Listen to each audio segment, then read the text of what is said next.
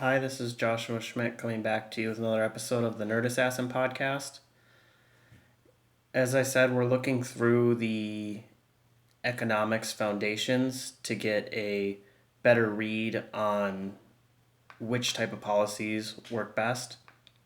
And we're starting with this book, The Wealth of Nations. And chapter 2 is called Of the Principle Which Gives Occasion to the Division of Labor. I think Adam Smith's biggest claim from this chapter is that the division of labor occurs from human nature and that it only exists in humans. He talks about nobody just thought up dividing labor and then was like, hey, we should go ahead and split up our labor because we'll be able to produce more things then. Instead, it is a direct relation to the human nature to barter and exchange. For me having too much meat to want to give it to you because you have too much clothing, and trading it back and forth. And even though this is common to men, it can't be found in any other animal. We're going to ignore, for the purpose of this chapter, because it's not really related, whether this human nature is because of reason and speech that we see it in humans and other animals. But almost every other animal, when they're fully grown, survive almost independently. They're never going up to another animal and saying, hey, that's your bone and this is my toy. Let's trade them because I'd rather have a bone. You don't see them like make a deal beforehand. Even when you see, for example, dogs hunting together, they don't make this sort of deal beforehand to split everything. They're more just working in concert to gain for themselves. Men, in contrast, they may be able to get a few things by gaining goodwill. For example, family or a friend might be willing to give me something just because they like me, just because we're good friends.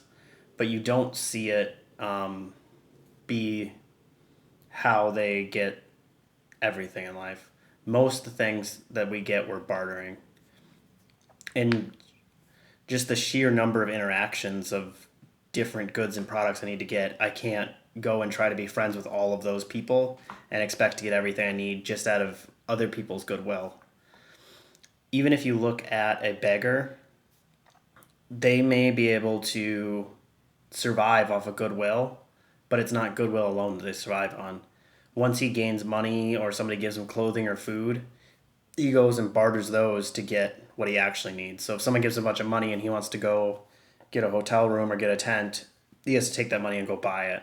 Or somebody gives him clothes that don't quite fit right, he's going to trade that with somebody else in order for them to give him something that he needs. To really get what you want, you can't just do this goodwill. It ends up being this trade where I have to appeal to their own self-love. I have to show how it will help them out for this trade. And because of what I want, we're able to get even more than I need. So I'm getting really good at doing this thing, and now I have more than I could possibly need. So I'm willing to give that up to get something else that I didn't have time to make. So if you look at even just a tribe of people, this is where you can really see that it flows out of like the natural consequence of human nature. If we're hanging out in a tribe and I realize you're really good at making arrows, I'm going to want to get my arrows from you. Even though you may not be good at hunting, I'll be willing to give you some of my venison in order for you to make me arrows because I'm not as good at making arrows and you're not as good at hunting. So it's natural that we want to exchange these things. And the more that this exchange starts happening, I start getting better at making arrows and bows. And this other person's really good at making doors or tents. So I want to go ahead and get my doors from him and give him some arrows or give him some venison. So this natural trade you can see happening. Another thing he talks about is the natural talents of humans, the differences that you see as they're grown up. He sees as an effect of the division of labor, not the cause of it. Because if you look at two 6-year-old boys, you couldn't tell me whether one's going to be a welder and a doctor. Really what happens is because of habits and customs and educations, they slowly start to diverge. And then as that diverge happens, they become more specialized and acquire more skills to that profession, and pretty soon their differences can be seen easily.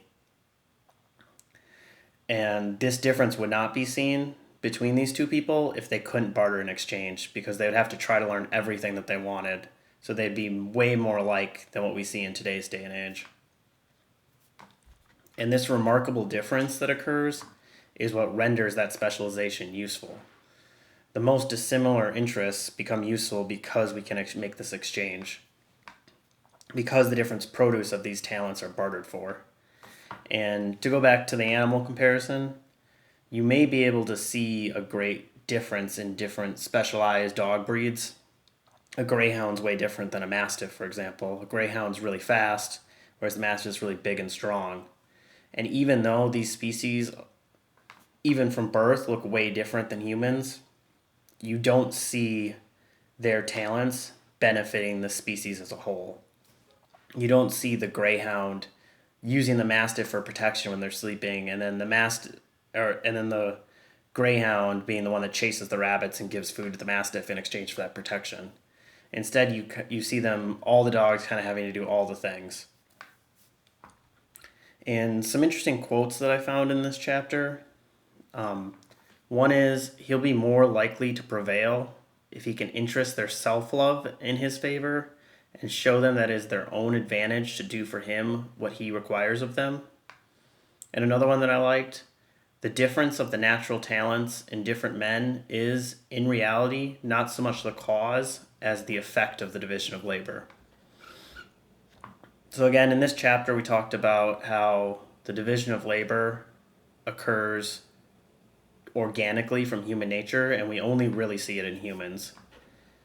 Next week, we're going to look at how the division of labor is directly correlated to the size of the market. If you want to continue the conversation or follow me to see when these are posted, feel free to follow me on Twitter at The Nerd Assassin or LinkedIn. Thanks, and I'll see you guys next week.